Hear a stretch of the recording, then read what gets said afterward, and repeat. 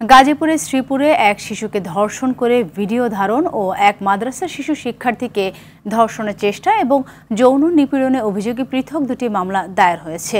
শ্রীপুর থানার officer in charge মামলা বিষয়টি নিশ্চিত করেন। দুটি থানায় অভিযুক্তদের গ্রেপ্তার করা হয়েছে। ভোলায় 2018 সালে বিএনপি অফিসে হামলার মামলায় আওয়ামী লীগের 14 নেতা আদালতে জামিন চাইতে আসলে আদালত তাদের জামিন না দিয়ে জেল হাজতে পাঠিয়েছে। কুমিল্লার দেবিদ্বারে পৃথক দুটি হত্যাসহ 6 মামলা আসামি যুব মহিলা লীগ নেত্রী তানিয়া সুলতানা বিথিকে গ্রেপ্তার করেছে পুলিশ। 4 আগস্ট বৈষম্য বিরোধী আন্দোলনে ছাত্র জনতার উপর হামলা ও হত্যাসহ একাধিক মামলার আসামি তিনি। বরিশালে যুবদল নেতা সুরুজ গাজী হত্যা মামলার প্রধান আসামি শাহিন সর্দারকে গ্রেপ্তার করেছে র্যাব।